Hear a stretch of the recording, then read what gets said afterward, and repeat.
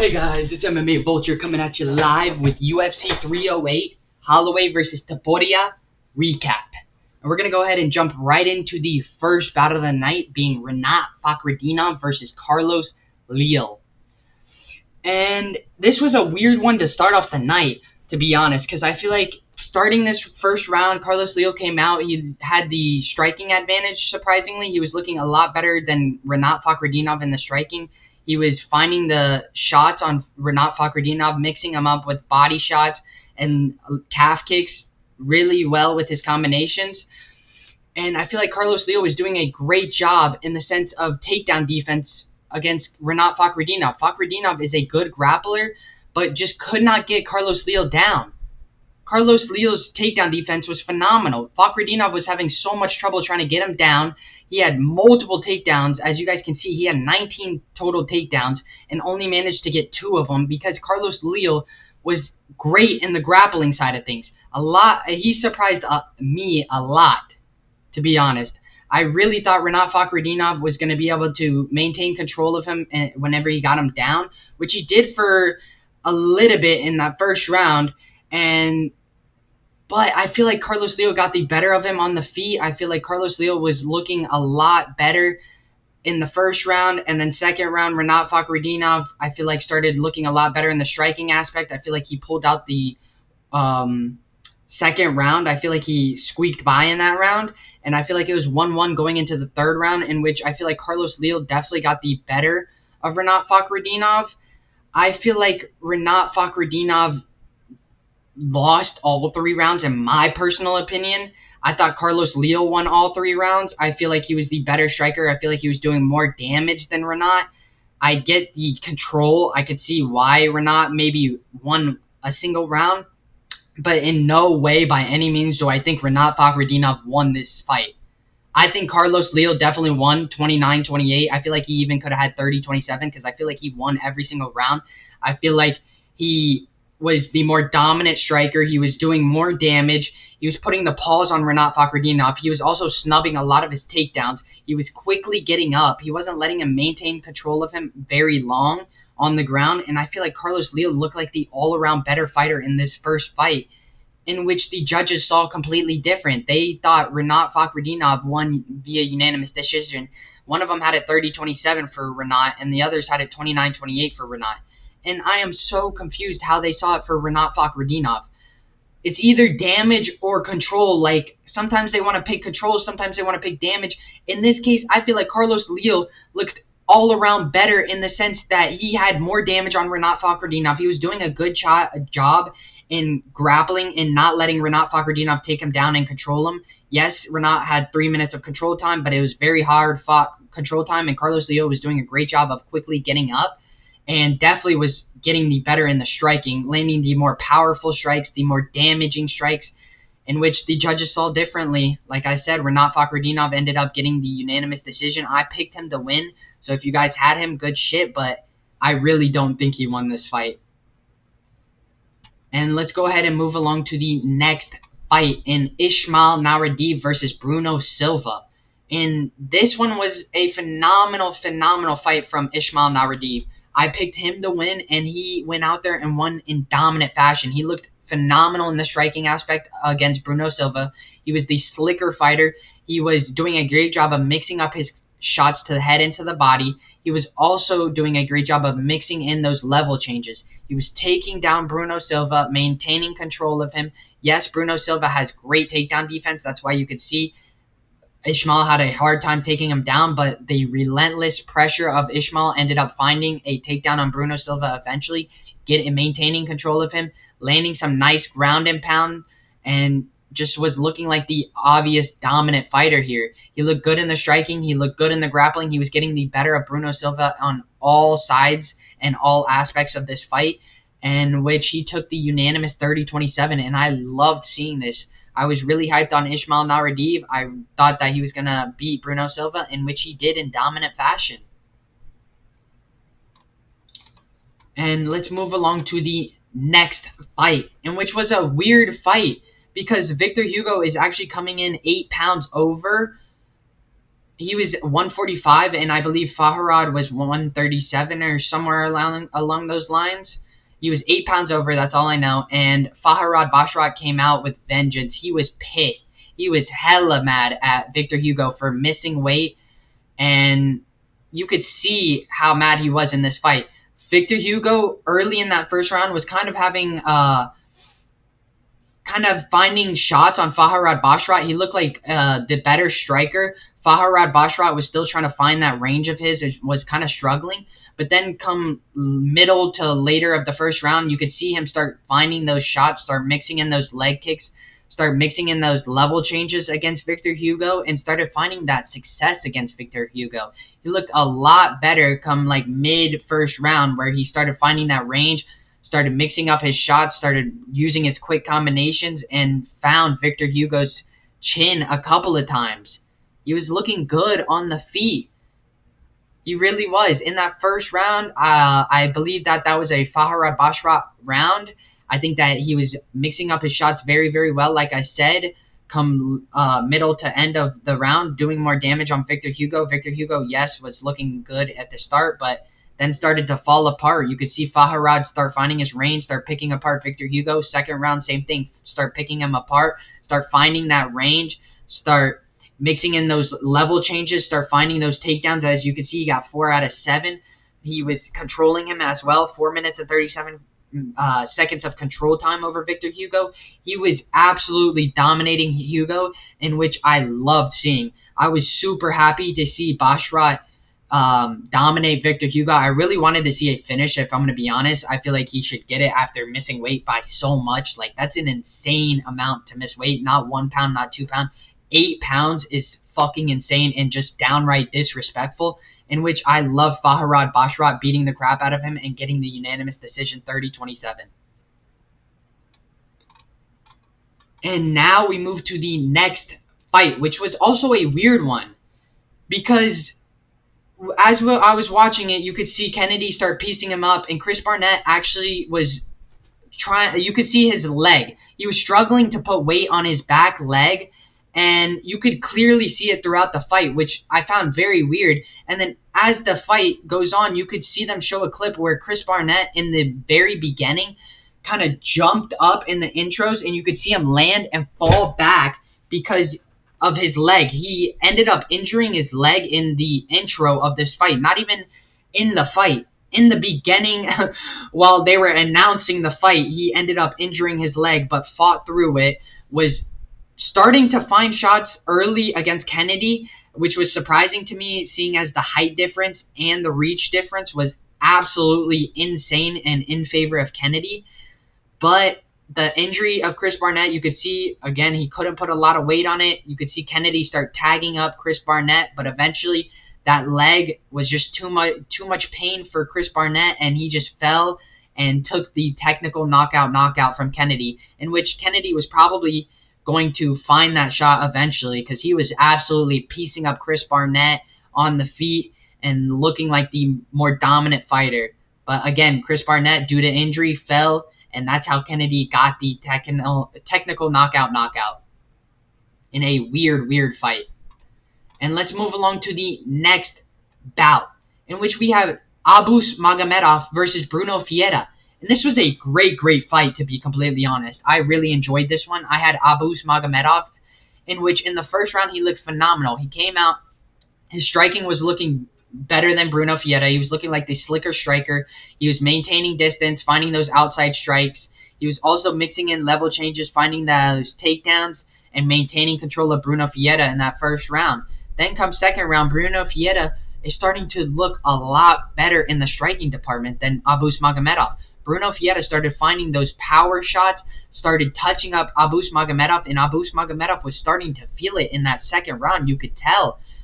Started stepping backwards, not walking down Bruno Ferreira. It was instead Bruno Ferreira walking him down and finding these strikes on him, in which it started to make me worry. Bruno Ferreira has heavy hands. He has legit knockout power, man. You could see he was tagging Magomedov in that second round, finding those strikes.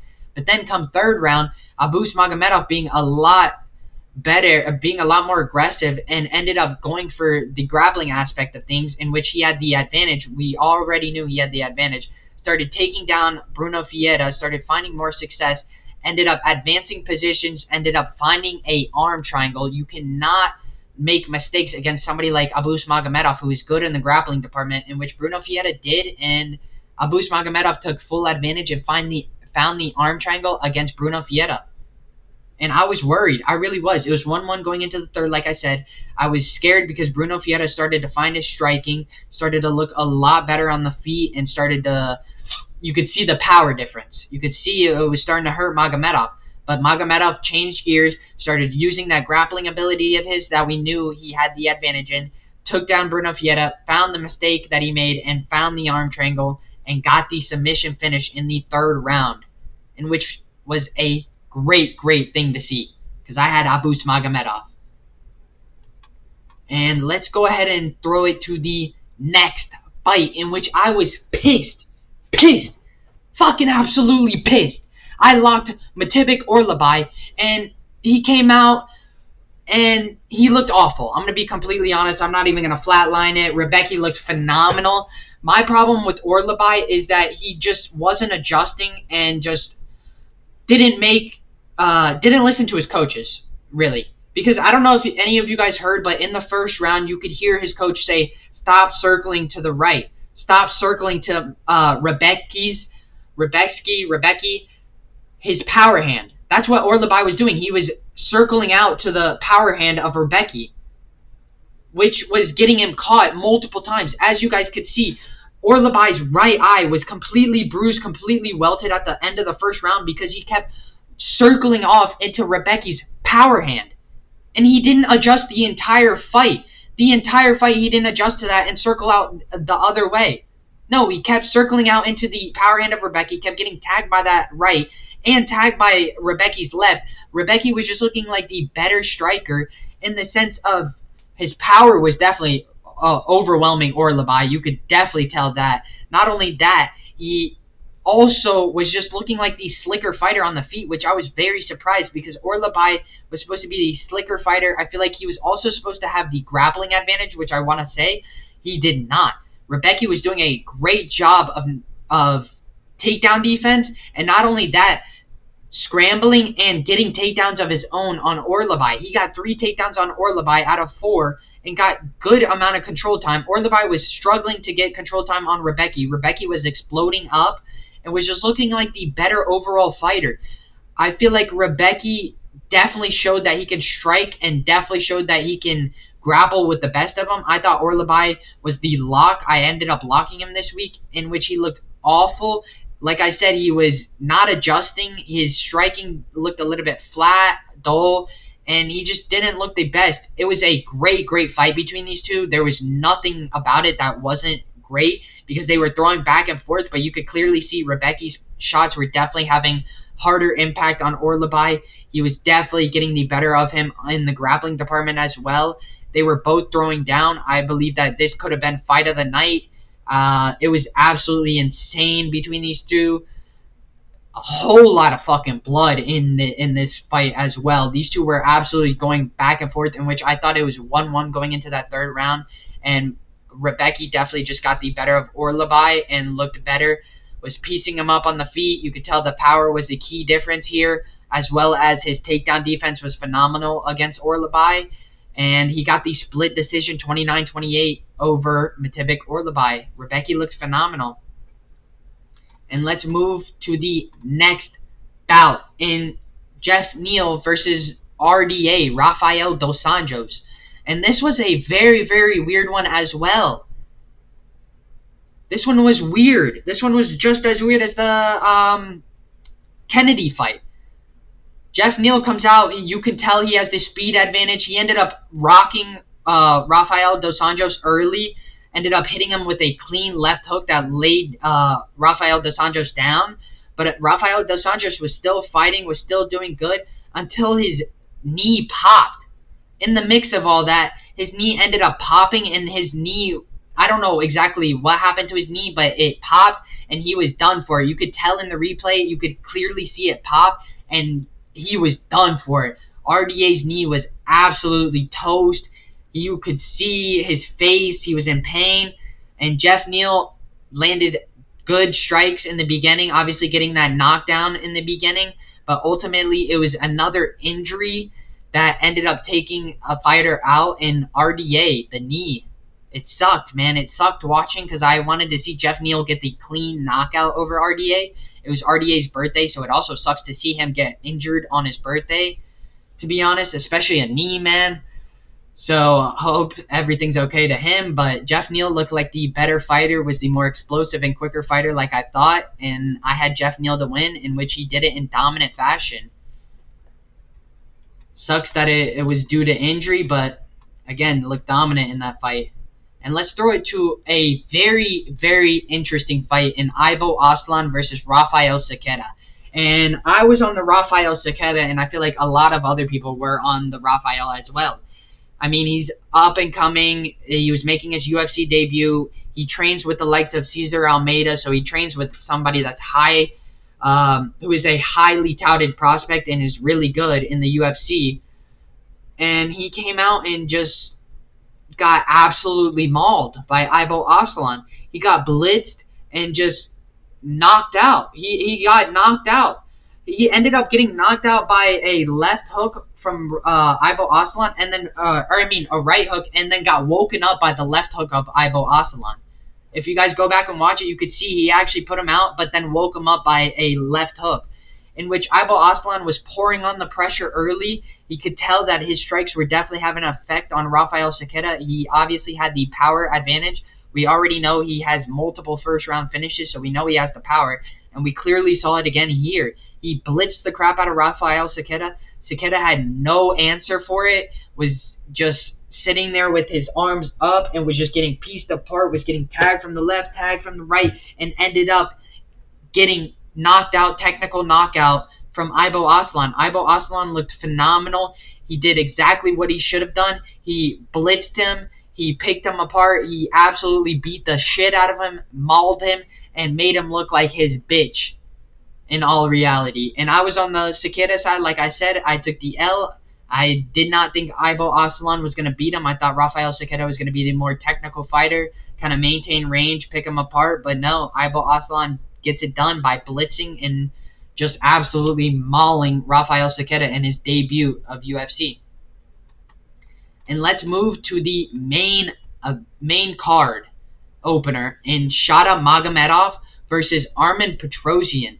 And man, oh man, was this interesting. I think that coming into the first round, Shada's striking looked good, but so did Armen Petrosyan. He had a couple moments of his own. I do feel it as though Shada definitely got the first round. I feel like he was the slicker striker in the first round.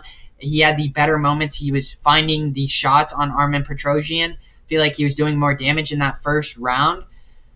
To be completely honest, I feel like Armen Petrosyan did have moments. It was definitely a close first round, but I think I give it to Shara. I feel like he was the slicker striker and was doing a little bit more damage.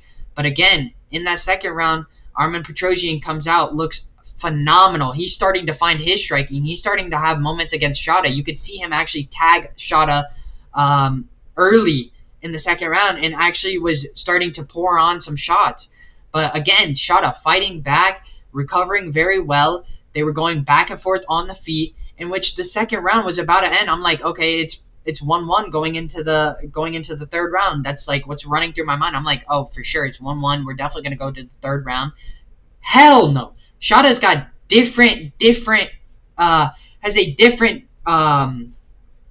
is thinking completely differently is what I'm trying to say. He ended up throwing double spinning back fist. Wham! And then comes around a second time and hits Armen Petrosyan with the forearm and knocks him clean out. It was one of the most impressive double spinning back fist I've ever seen. I've never seen a double spinning back fist until then from Shada, and it was one of the most impressive strikes I've ever seen. A double spinning back fist lands the clean forearm on Armen's side of his face, jaw, and knocks him clean out. It was absolutely insane. I thought it was definitely going to go to the third round, obviously, and I thought it was 1-1 going into that third round, in which in which Shada took things into his own hands and found the double spinning back fist knockout. Absolutely fucking insane by Shada the Bullet Magomedov. I thought Shada was definitely in real trouble. I thought that going into this third round, Arman might have had the advantage, but Shada didn't even let it get to the third round, found that double spinning back fist, landed it flush and clean on Arman Petrosyan and put him lights out. It was fucking impressive and amazing to see. And let's go ahead and move along to the next bout in Lerone Murphy versus Dan Ige. And this was a very, very good fight coming out. Dan Ige shined early in this fight in the first round, showed off his striking, ended up actually getting a knockdown on Lerone Murphy, ended up looking phenomenal in the fight. His striking is unmatched, and we know he has dangerous, dangerous power from Ige's side. And he's got great combinations, got great boxing. Lerone Murphy comes second round, starts mixing into his combinations, starts mixing in those body kicks and those legs, those calf kicks, and was just looking a lot better. Not only that, he was mixing in takedowns of Dan Ige. Dan Ige is phenomenal in the grappling department. Let me just say that. Dan Ige is absolutely phenomenal in the grappling department. He uses the opponent's leg. You could see him use the leg and flip the opponent over using that leg. Using his using the momentum of the opponent and the leg swipe to scramble and get out of tough grappling positions. Dan Ige looked phenomenal. Like I said, first round definitely went to Dan Ige. He looked great in the grappling department. He was obviously the better striker in the first round. You could clearly see that. Was mixing in his combinations very, very well. Was finding shots on Lerone Murphy. Then second round comes, and Lerone Murphy starts finding his striking, starts finding his range, starts mixing it up, starts mixing in those level changes, like I said, and finding those takedowns, maintaining control of Dan Ige. But not for very long did he control Dan Ige. Dan Ige is a great scrambler, like I said, and did phenomenal in that. But again, Lerone Murphy, going into the third round, it was 1-1. Going into the third round, I believe Lerone Murphy started finding that striking and started getting control time on Dan Ige in that second round and got the second round. Then come third round, it's Dan Ige actually finding a takedown on Lerone Murphy, but doing absolutely nothing with it. Dan Ige, I feel like, had this in the bag. I mean, first round came out, looked phenomenal, got a knockdown on Lerone Murphy, and was looking like the better fighter overall. Lerone Murphy came back in the second round, recovered very well, and just started finding his range, finding the takedowns, and maintaining control of Dan Ige and landing some peppering shots. But then third round, Dan Ige, again, found the fucking takedown, was looking like the better fighter, had control for like 3 minutes in that last round. So I'm like, okay, Dan Ige could possibly win this, but he wasn't landing any ground and pound. All he was doing was controlling him. He wasn't landing not a single shot. He wasn't even trying, I feel like, to land shots in that third round. Because I feel like if he did, he definitely would have won it due to control and damage. But no, Lerone Murphy ended up getting back to his feet, started finding the striking in the later round of the third, and ended up piecing up Dan Ige in the later of the third, finding the striking, and ended up beating Dan Ige via unanimous decision, 29-28. And I feel like Dan Ige had this in the palm of his hands. I mean, I'm a big Dan Ige fan, but I just thought Lerone Murphy was the better fighter, in which he kind of showed he was. But Dan Ige, like I said, had it in the palm of his hands. And let's move to the next fight, in which was another banger in Magomed Ankalaev versus Aleksandar Rakić. And I thought that this was going to end via knockout by somebody's side. And it didn't. It really didn't. It was Magomed Ankalaev looking good in the striking department, also getting some control up against the fence against Aleksandar Rakić. Aleksandar Rakić was finding success in maintaining distance and not letting Magomed Ankalaev come too close and peppering him from the outside with kicks and punches. Mainly kicks, though. That was one of the bigger factors for Aleksandar Rakić. His calf kick was definitely giving Ankalaev problems. He was throwing that high right head kick which was giving me a heart attack every single time he threw it because I was on the Ankalaev side. And I'm like, dude, if he lands that flush one time, it could put Ankalaev's lights completely out. In which he threw 34 leg kicks, crazy amount of leg kicks. He was landing some outside strikes, but again, Magomed Ankalaev was getting the better of him, was closing the distance a lot better, was having success in the clinch, landing some nice elbows and knees, and was just looking like the better fighter. I thought he would go out there and try and get a dominant finish over Aleksandar Rakić. He couldn't get that done, but again, still found success. Got the unanimous decision 29-28 over Aleksandar Rakić. He looked good controlling Aleksandar Rakić up against the fence. I feel like I was a little bit... I feel like Magomed Ankalaev was a little bit... dull in the striking area. I feel like, yes, he obviously got the better of Aleksandar Rakić, but I don't know how that's going to fare up against Ferreira in the striking department. Obviously, he might use more of the grappling side against Ferreira, but we're going to see Magomed Ankalaev beat Aleksandar Rakić like I thought, and he's on his way to fight Alex Pereira for the title next. And let's move along to the co-main event, in which was a very quick one. Like I thought Khamzat Chimaev was going to do exactly what he did, which was shoot for a takedown right away and diminish the power of Robert Whittaker, find those early ground and pound strikes, which is what he did. Robert Whittaker was doing a good job of scrambling, but again, you can't scramble from somebody like Khamzat Chimaev, who's just relentless with the grappling, does not let you does not let you do anything. He makes you uncomfortable. He overwhelms you, just constantly pressures you, constantly just makes you uncomfortable. And that's exactly what he did against Robert Whittaker in dominant fashion. Took him down multiple times, maintained control of him for multiple minutes. As you guys can see, 3 minutes and 20 seconds. Robert Whittaker ended up making a huge mistake, which is what I kind of saw multiple times. You could see Khamzat Chimaev go for multiple sub attempts. I don't know why it says one. He definitely had multiple. But Khamzat Chimaev ended up finding the rear naked choke on Robert Whittaker. And I literally called this out. I knew Khamzat Chimaev was going to sub Robert Whittaker. And if you guys ended up picking up that D-Gen prop, I was high on that D-Gen prop. I said Khamzat Chimaev via submission. I knew he had the grappling advantage and would find the neck of Robert Whittaker. And he did so. Great dominant fight by Khamzat Chimaev. We're going to see him fight for the belt next. I really think that he should fight for the belt next. Obviously, there's a lot of people in line as well. I mean, you got Strickland. I mean, there's a lot. There's a lot, man. I think that we're going to see Khamzat Chimaev definitely have a belt fight soon. And let's move to the main event. And if you guys haven't, don't forget to hit the like and subscribe button. And let's jump to it. We had Ilia Topuria versus Max Holloway. And this fight was absolutely phenomenal. So we saw first round come out, and Ilia Topuria was actually having trouble in the first round finding shots on Max Holloway. Max Holloway's striking looked phenomenal. He was maintaining distance. He was peppering Topuria from the outside, finding those quick combinations on Topuria, and using his counter-striking abilities phenomenally.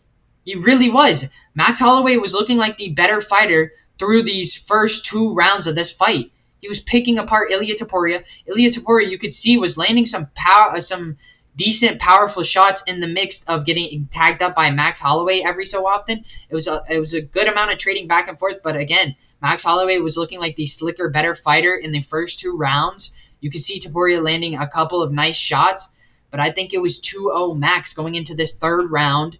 I feel as though Max was landing the better strikes, the more damaging strikes, was landing some nice counter strikes.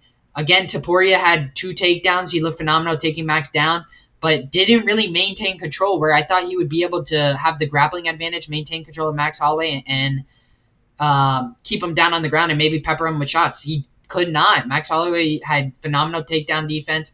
He ended up bursting back to his feet very quickly. And then come round 3, again, Max Holloway still looking like the better striker. Topuria still faring well on the striking. It's not like it was a big difference, but Topuria, you could tell, was starting to wear it on the face. He ended up finding a clean left hook on Max Holloway to put Max Holloway's lights out. Absolutely fucking insane. He landed a one of the cleanest left hooks I've ever seen and put Max Holloway down. Max Holloway has not been knocked out in over 33 UFC fights. Professional UFC fights. He's never been knocked out. And he ends up getting knocked out by Ilia Topuria, who catches him with a clean fucking left hook that puts Max Holloway's lights out and puts him on the canvas. And Ilia Topuria, and still the champion, Ilia Topuria, the featherweight champion. And now we're going to see him go up against the likes of Volkanovski again, maybe even Diego Lopez after that. Topuria has a list of people in featherweight that he can fight. Absolutely stacked division. He is an absolute tank. He went out there, showed us he can box with one of the best boxers, if not the best boxer in UFC, and knocked him the fuck out. So who's the best boxer now? Obviously, Ilia Topuria is next up. I mean, not next up. He already is up and is at the fucking dinner table because he's fucking eating right now. He's knocking people out left and fucking right. And Ilia Topuria has some dangerous people he's going to go up against next, and I will not be sleeping on Ilia Topuria. I knew he would end up getting it done here against Max Holloway. I picked him, and if you guys picked him as well, good shit. Max Holloway looked good in the beginning half of these bout, but ended up getting clocked, and Ilia Topuria walks away with the knockout victory and still champion. Let's fucking go. If you guys haven't, don't forget to hit the like and subscribe button, and I'll catch you guys in the next one. Peace!